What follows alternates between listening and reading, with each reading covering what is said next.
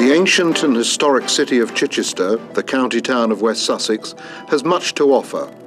A medieval market cross, a beautiful cathedral, and streets of delightful Georgian houses.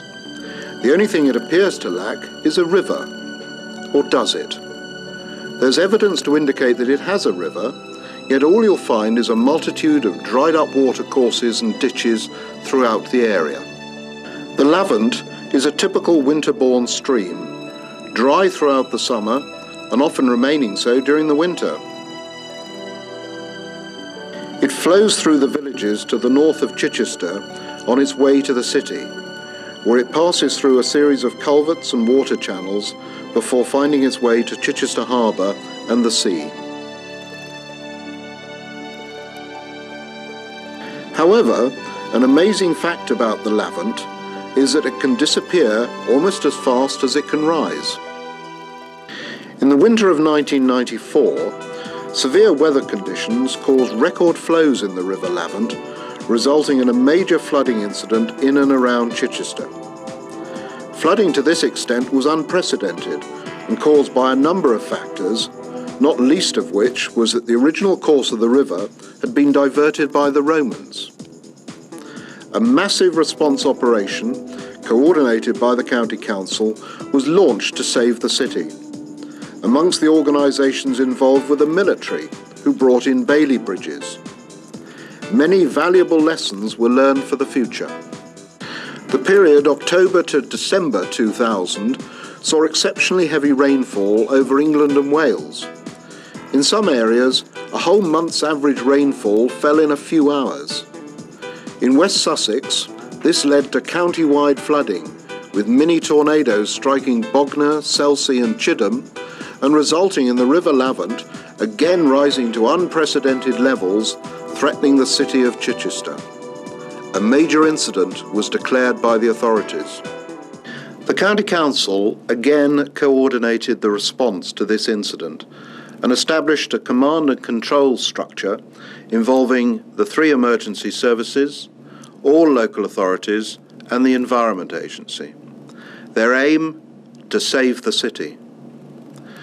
The Strategic Coordinating Group was established very early on in the emergency, but more important were the number of subsidiary groups that were similarly established to deal with specific activities. There was a Silver Group that looked at all the various tactical elements of the response, including the pumping operation, the siting of the pipes, and all that went with that. One principal concern was the possibility of a major evacuation in the city, and to this extent an evacuation subgroup was established, again involving all the principal organisations who would be involved in responding to such a calamity should it have occurred. And then finally, to ensure that there was a proper link with the public of Chichester and the surrounding villages, a public information was established under the leadership of the County Public Relations Officer to ensure that all information that was being discussed by the Strategic Coordinating Group and the other groups was passed on to groups such as the Chamber of Commerce and other business concerns to ensure that our strategy was fully explained and the people of Chichester knew exactly what we were trying to achieve. Following the flooding of Chichester in 1994, we learned quite a few lessons about how good we were at coordinating multi-agency responses to threatening situations, and we have honed and rehearsed our response capability through the County Emergency Planning Officer, John Williams, and we now have a team who are capable of coming together at short notice to respond to any major incident. We have a group actually called the Strategic Coordinating Group who come together as a small group, sometimes referred to as Gold Command, to look at the strategic decisions of our response to difficult situations. The objectives of the strategic group are to put in place the capability through the coordination of the efforts of all the different agencies involved and all the emergency services to protect life, property and the normal running of day-to-day business from flood damage and flood interruption. That is not easy. A pumping operation was established to relieve the already surcharged city centre culverts, resulting in some 13 miles of piping being laid through the city. Initially, it pumped river water through 2 lines from the rear of the Old Rose garage site, running across the Hornet, then behind houses in Peter Weston Place, across an amphitheatre site, through the cattle market and along Market Avenue, where finally it discharged back into the River Lavant, thus bypassing the culverts. However, within a short time, this basic operation was dramatically increased, resulting in the pipeline being extended to discharge at the end of Cathedral Courtyard adjacent to South Street.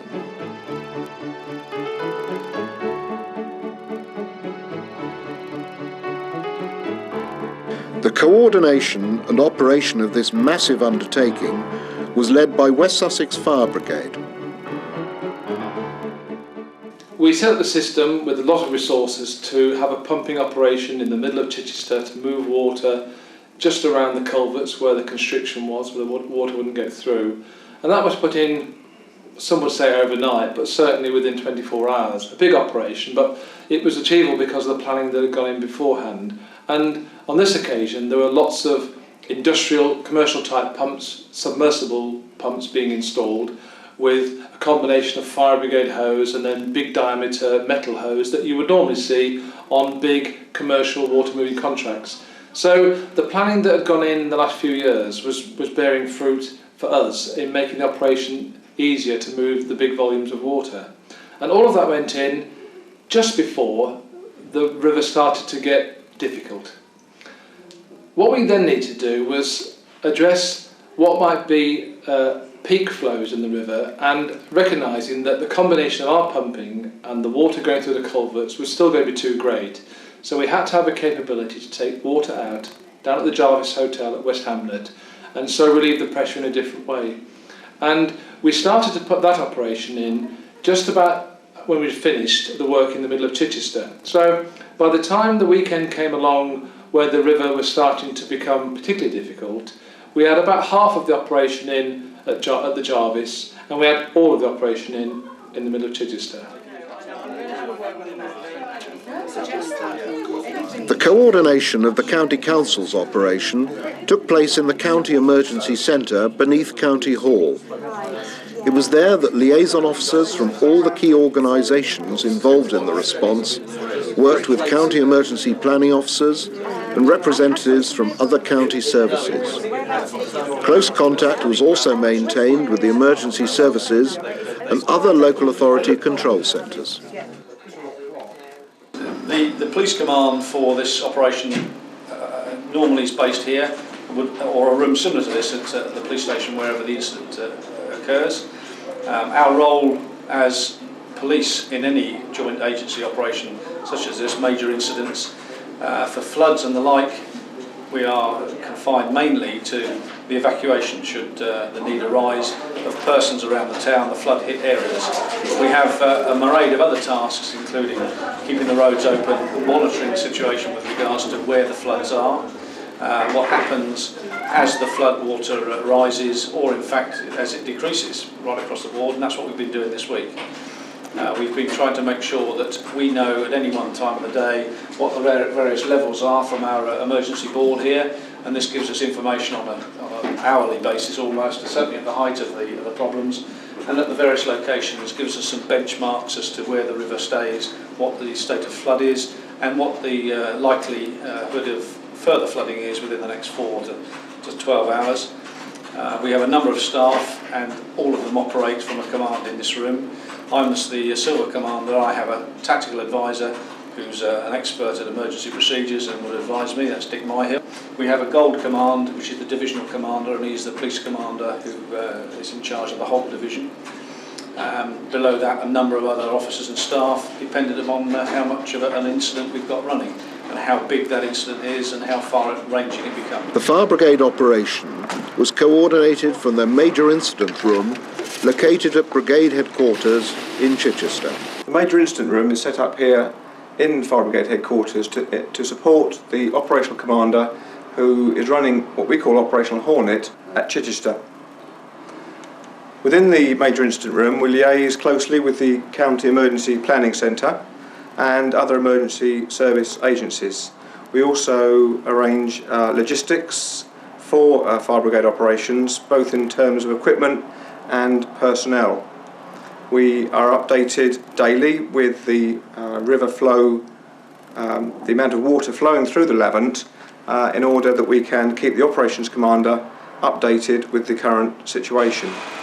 In early November, the city had a visit from the Prime Minister, Tony Blair, accompanied by Elliot Morley, a minister from MAF. They were able to look at the preparations in place to prevent flooding in the city and to discuss with local businessmen the impact that this was having on them.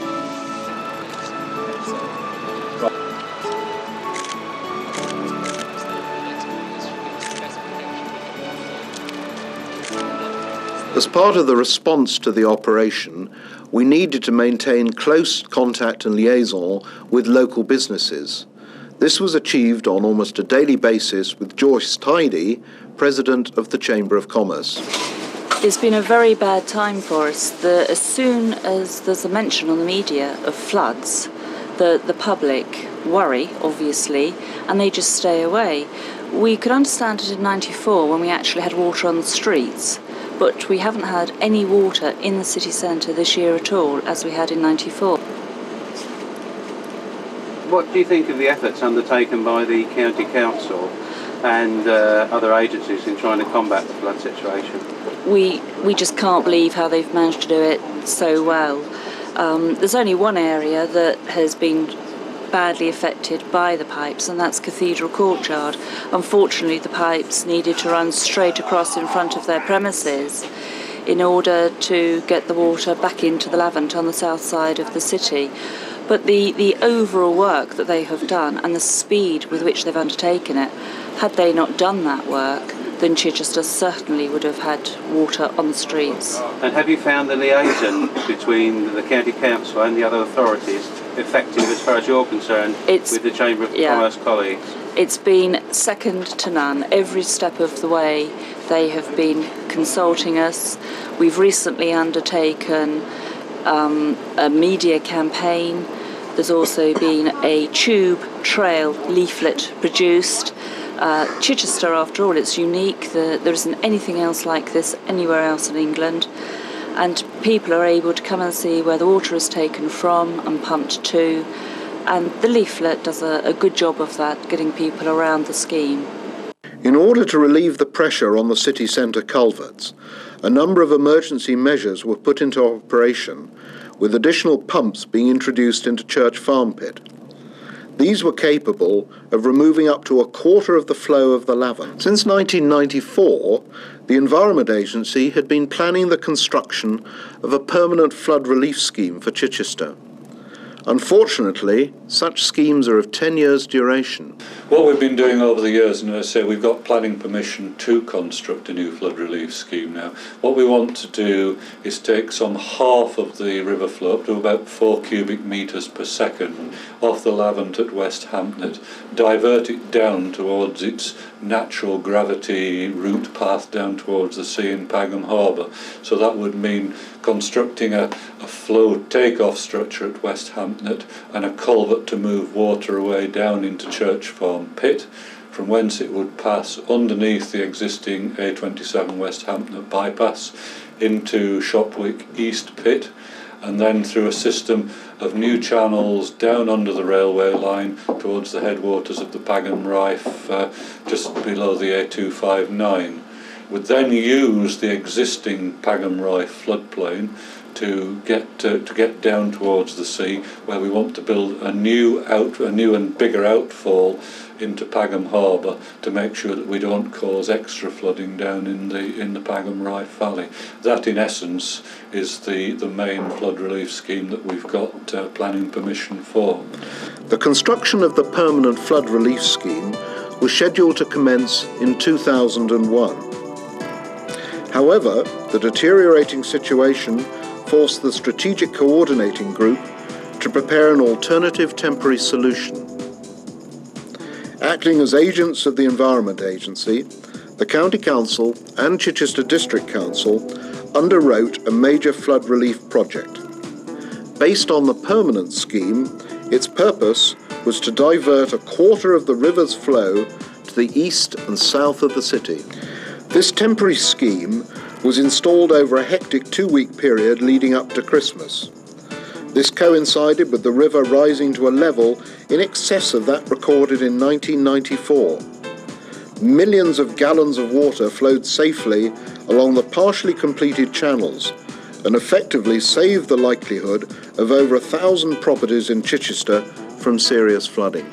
In the course of the emergency, vast resources were deployed to prevent the city from flooding. 44,000 sandbags were distributed to people in danger of flooding.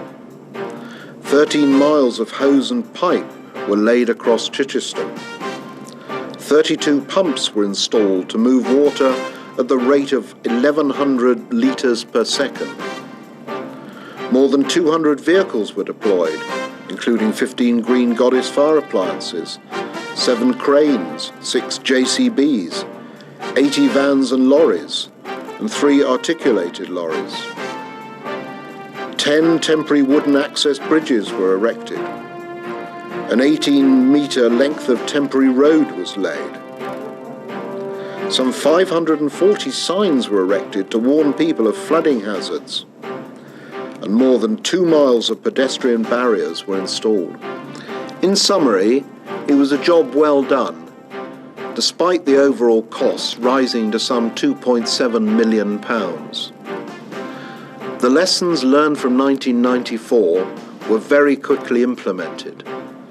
The swift establishment of the emergency centre at County Hall, an early meeting of the Strategic Coordinating Group to debate the situation and come up with solutions for a deteriorating situation. The use of email to pass information around to our partner organisations, and in particular to keep the elected members abreast of what was happening. And finally, the use of the helpline, which took over 2,500 calls in its 2 weeks of operation, manned by volunteers to give the public information and assistance as they required.